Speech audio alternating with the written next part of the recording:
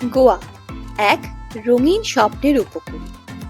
গোয়া নামটা মাথায় এলেই চোখের সামনে ভেসে ওঠে অসংখ্য নাম না জানা সমুদ্র সৈকত, নীল সমুদ্রের পাড়ে সূর্যাস্ত, রাত ভোর আলো, গান ও আনন্দ, সব মিলিয়ে এক উজ্জ্বল জীবন। আর জীবনে একবার হলেও গোয়া ঘুরতে যাওয়ার স্বপ্ন দেখেননি এমন বাঙালি পাওয়া সত্যি কঠিন। কারোর কাছে গোয়া পার্টি ডেস্টিনেশন, আবার কারোর কাছে শান্তিতে সময় কাটানোর সেরা গন্তব্যস্থল। আসলে গোয়া একটা জায়গা নয়, একটা ইমোশন, এক অনুভূতি, একটা ড্রিম ডেস্টিনেশন।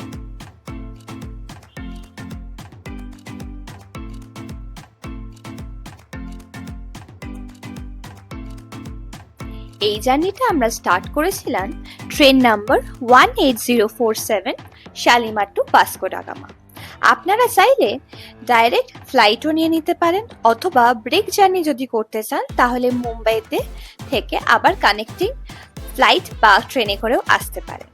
আমরা এই ট্রেনটা বেছে নিয়েছিলাম শুধুমাত্র ট্রেন থেকে দুধসাগরের সুন্দর ভিউটা দেখার জন্য, আর খুবই এক্সাইটেড ছিলাম পুরো ট্রেন জার্নিতে।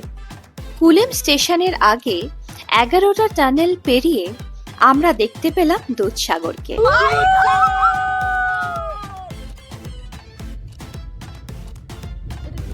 এক ঝলকে দুধসাগর দেখে তখনই ডিসাইড করে ফেলেছিলাম সামনে থেকে তো এক্সপিরিয়েন্স করতেই হবে, আর এই ভিডিওতে আপনাদের সাথেও এই এক্সপিরিয়েন্সটা শেয়ার করে নেব।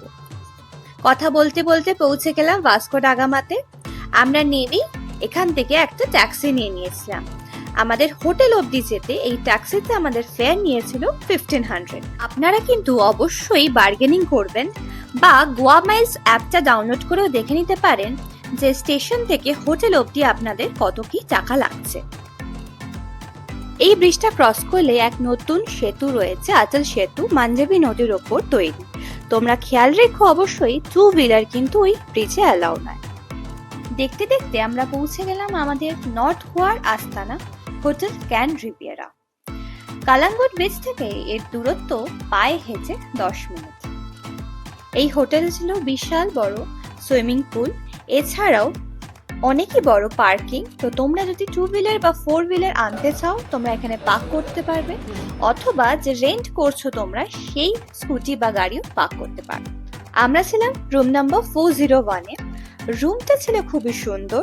ঢুকতেই বাঁ হাতে ছিল প্রথমে ওয়াশরুমের সব রকমের ব্যবস্থা ছিল, আর ওয়াশরুমের অপোজিট সাইডে ছিল কাবার্ড থেকে সোজা গেলেই সুন্দর রুম ডেকোরেট করা ছিল।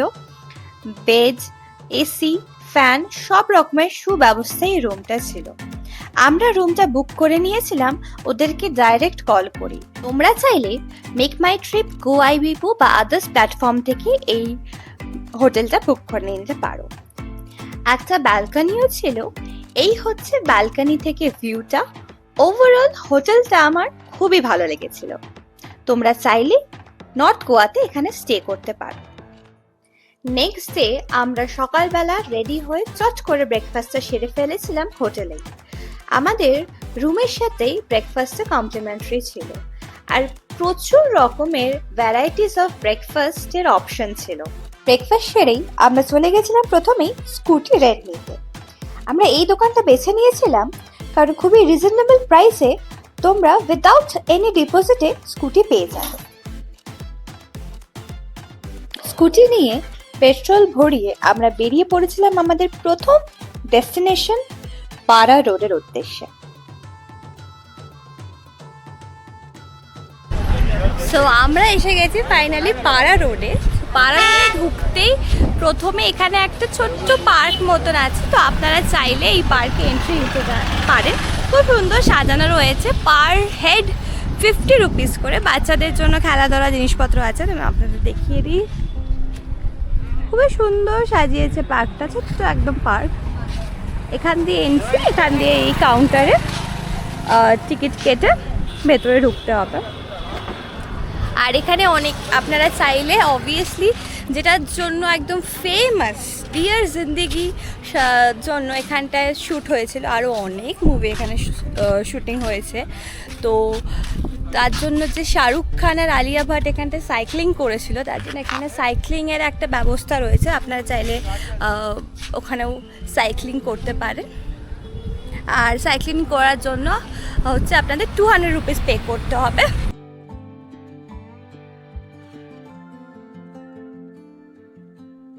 আরেকটা কথা বলে দিই, আপনারা যদি এখান দিয়ে আসেন তো এখানটায় পার্কিং করতে পারবেন না, কারণ এখানে দাঁড়াতে দেয় না।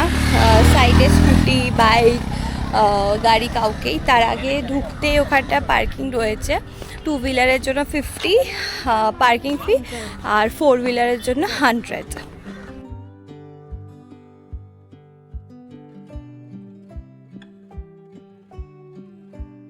বেশ অনেকক্ষণ এখানে টাইম স্পেন্ড করে ডাবের জল খেয়ে চার্জড আপ হয়ে আমরা বেরিয়ে পড়েছিলাম নেক্সট ডেস্টিনেশনের জন্য, চাপোরা ফোর্টস দেখতে।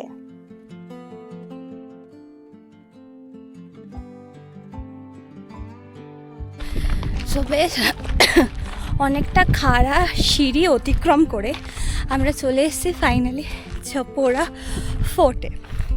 সো যা জানতে পারলাম চাপোরা ফোর্টের ব্যাপারে, সেটা হচ্ছে আদিল শাহ এই ফোর্টটা বানিয়েছিলেন। অ্যাকচুয়ালি এই ফোর্টটা থেকে মেনলি চাপোরা নদী আর আরব সাগর, এই দুটো ভিউ পয়েন্ট দুর্দান্ত। আর 1617 সালে পর্তুগিজরা এটা টেক ওভার করে নেয়। তারপরে ওরা আবার রিবিল্ড করে এই ফোর্টটা, বাট তারপরে মারাঠাদের আন্ডারে এই পুরোপুরি এই ফোর্টটা থাকে। তাদের যুদ্ধর এখানে একদম কেন্দ্র যেটাকে বলে। যাই হোক, বেশি কথা না বাড়িয়ে তোমাদের দেখাই এখান থেকে ভিউটা।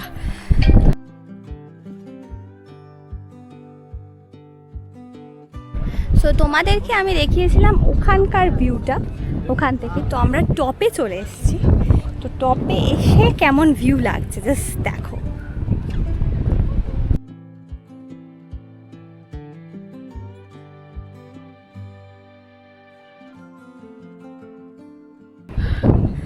ব্যাপক না?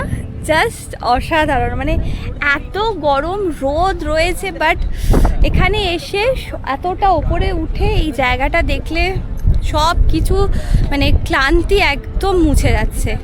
Worth it. মানে তোমরা অবশ্যই এখানে এসে, আর তোমাদের বলে দিই যারা জানো না বা জানো হয়তো সবাই, যে ফেমাস বই দিল চাতা হ্যায় শুটিং এখানেই হয়েছিল। সো এখানে একদম এই পয়েন্টটা মিস আউট করো না।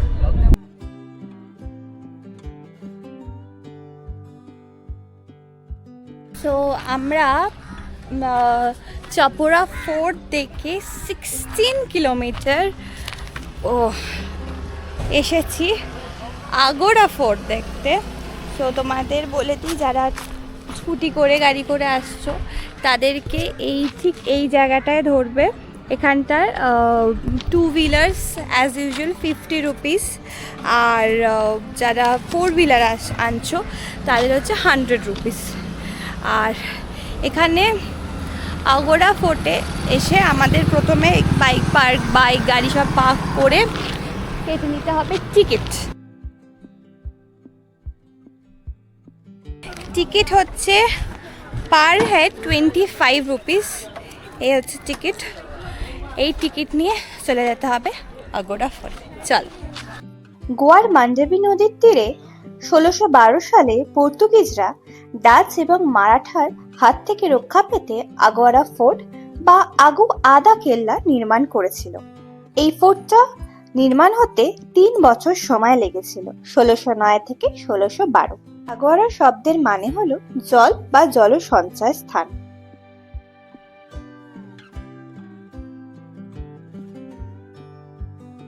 এই দুর্গটি দুটি অংশে বিভক্ত।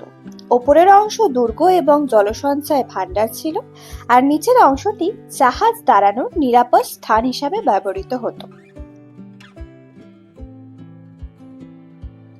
1864 সালে এই লাইট হাউসটি এশিয়ার প্রাচীনতম লাইট হাউসের মধ্যে অন্যতম। এই দুর্গে 79টি কামান এবং প্রায় 23,76,000 গ্যালন জল সঞ্চয় করা যেত।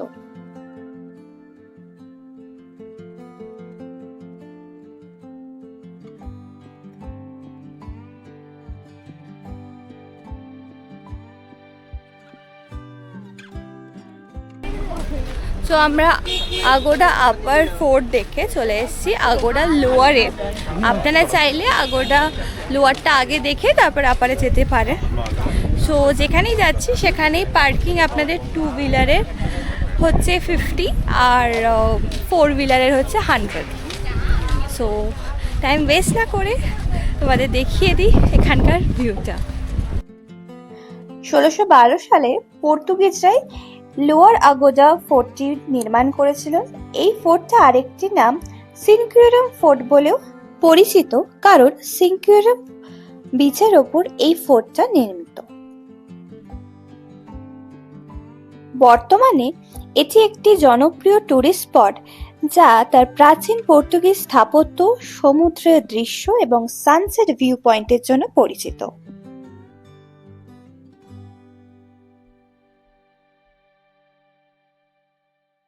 এরপরে আমরা চলে এসেছিলাম আঞ্জনা বিচে। আজকের এই সন্ধ্যাটা আমরা আঞ্জনা বিচের এক শ্যাকেই কাটিয়েছিলাম। সঙ্গে উপরি পাওনা হিসাবে করিয়েছিলাম এই লেগ ম্যাসাজ, যাতে আমার সারাদিনের ধকলটা একদম কেটে গেছিল।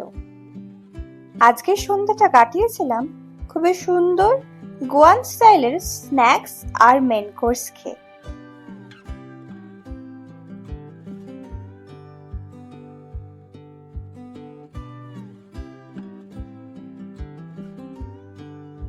বাগা বিচ পরিচিত গোয়ার পার্টি হাব, নাইট ক্লাব এবং রঙিন জীবনের জন্য, বাট আমরা বাগা বিচকে এক্সপিরিয়েন্স করেছিলাম খুবই অন্যরকম।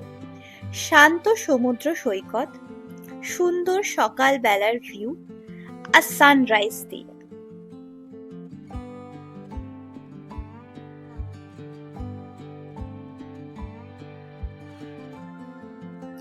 বাগা বিচ থেকে ফিরে ফ্রেশ হয়ে ব্রেকফাস্ট সেরে আমরা নিজেদের দেওয়া কথা রাখতে বেরিয়ে পড়েছিলাম দুধসাগর ওয়াটারফলস এর উদ্দেশ্যে। কালাঙ্গুট বিচ থেকে প্রায় 2 ঘন্টা লেগেছিল আমাদের দুধসাগর ওয়াটারফলস এ যেতে।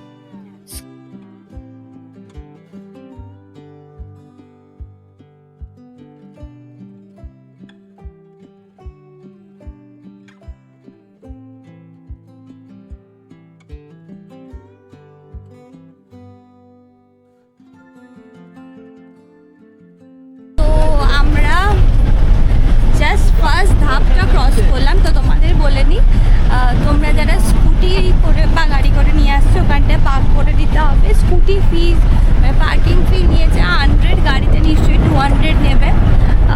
সো ওখান থেকে ফার্স্টে আমরা জিপ বুক করে নিয়েছি।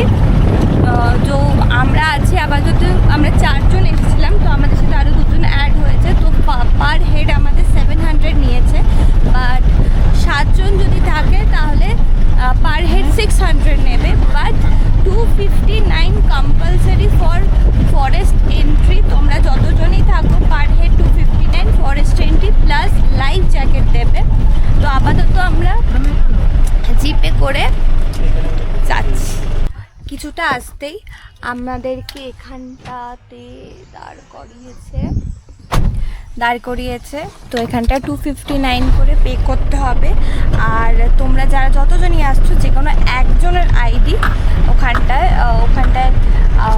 বিএসএফ এর লোকেরা রয়েছে, পুলিশও রয়েছে, গোয়া পুলিশ। তো ওখানটায় আইডিটাকে দেখে এন্ট্রি করে নাও আমাদের স্টার্ট। সো যেটা বলে দিই তোমাদের, কেউ কোথাও হয়তো এটা মেনশন করে দিবেন, আমরাও জানতাম না। এখানে তোমরা ঢোকার সময় যদি ক্যামেরা নিয়ে আসো, ফোনের ক্যামেরা না, ক্যামেরা প্রপার নিয়ে আসো, 200 রুপিস পে করতে হবে।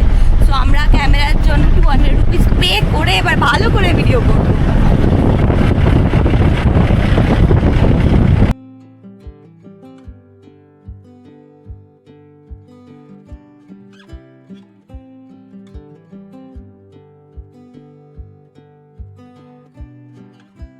প্রায় 40 মিনিটসের জঙ্গল সাফারি করে আমরা পৌঁছেছিলাম এই পার্কিংয়ে। এখান থেকে আবার আমাদের 10 মিনিট মতো একটা ছোট্ট ট্রেকিং করে পৌঁছাতে হবে দুধসাগরের একদম কাছে।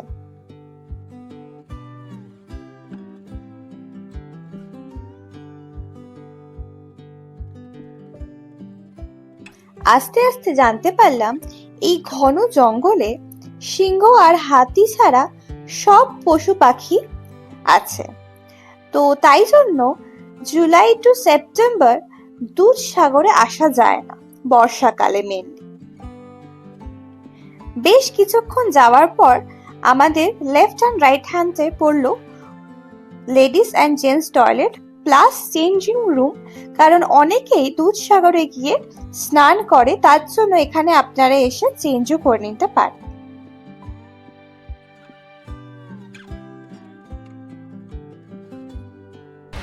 একটা ছোট্ট খাট্ট ট্রেকিং করে এবর খেবর রাস্তা, পাথরের রাস্তা দিয়ে আমরা চলে এসেছি finally the queen of waterfall দেখতে, সেটা হচ্ছে দুধসাগর ওয়াটারফল।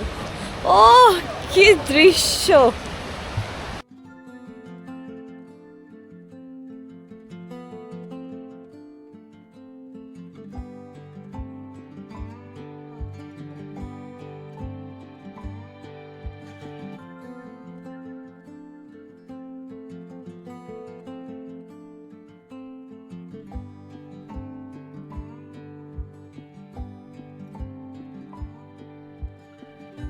এখানে আসার আগে এখানকার বাদরের সম্বন্ধে অনেক দুর্নাম শুনলেও যা দেখে বুঝলাম এরা খাবার ছাড়া আর কোনো কিছুতেই ইন্টারেস্টেড নয়।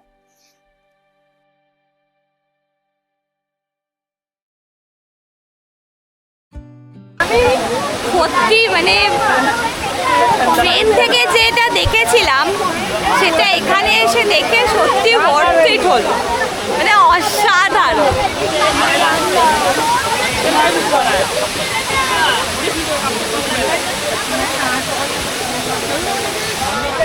দেখে যা মনে হচ্ছে যে এখন গভীরতাটা অতটা নেই, যেহেতু এখন আস্তে আস্তে শীতকাল থেকে গরমকাল যাচ্ছে। শীতকালে এমনি জলের ওয়াটারফলসে এমনিতে জলটা কমই থাকে যতটা বর্ষাকালে থাকে। এখানে বর্ষাকালে বেশি জল হবে। যা জানলাম যে বর্ষাকালে এখানটায় বন্ধ থাকে এই জঙ্গল সাফারির, এটা 3 মাস মতো এখানে আসতে পারবেন না, বিকজ ওয়াটার বডিগুলো অনেক ফুলে ফেপে ওঠে।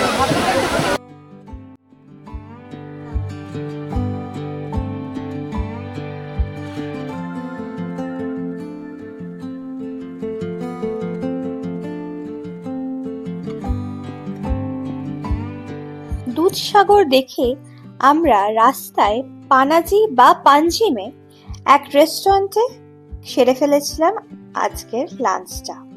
আর এখানে আমরা নিয়ে নিয়েছিলাম গোয়ার স্পেশাল কিংফিশ থালি। দুর্দান্ত কিংফিশ খেয়ে আমরা আজকের সন্ধ্যাটা কাটিয়ে ফেলেছিলাম দোনা পাওলাতে। গোয়ার পাঞ্জিমে দোনা পাওলা একটি বিখ্যাত টুরিস্ট স্পট, যা তার অপূর্ব প্রাকৃতিক সৌন্দর্য এবং ট্র্যাজিক প্রেমের গল্পের জন্য পরিচিত। জনপ্রিয় অনুসারে দোনা পাওলা ছিলেন পর্তুগিজ ভাইসরয়ের এক কন্যা, যিনি এক স্থানীয় মৎস্যজীবীর প্রেমে পড়েন। বাবার অমতে এই সম্পর্ক না হওয়াতে তিনি এইখান থেকে আত্মহত্যা করেছিলেন। দোনা পাওলা আজ কেবল একটি প্রেমের কাহিনীর সাক্ষী নয়, বরং গোয়ার অন্যতম জনপ্রিয় একটি টুরিস্ট স্পট। এখানে সিংঘম এবং গোলমারের অনেক সিন শুটিং হয়েছিল।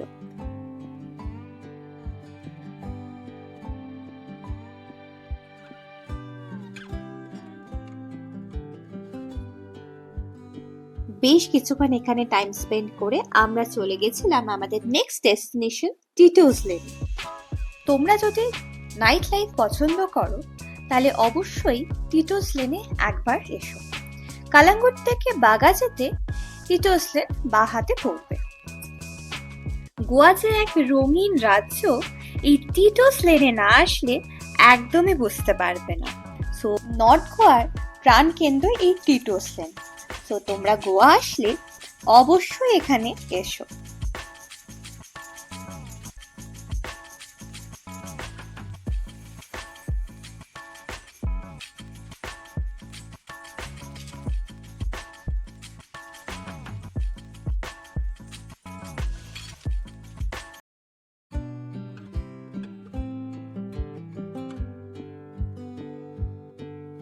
নেক্সট ডে আমরা সকাল সকাল ঘুম থেকে উঠে ফ্রেশ হয়ে ব্রেকফাস্ট করে রেডি হয়ে পড়েছিলাম সাউথ গোয়ার উদ্দেশ্যে। সো আজকে আমাদের লাস্ট দিন নর্থ গোয়াতে। আমরা এখন চেক আউট করে চলে যাব সাউথ গোয়াতে। Let's go.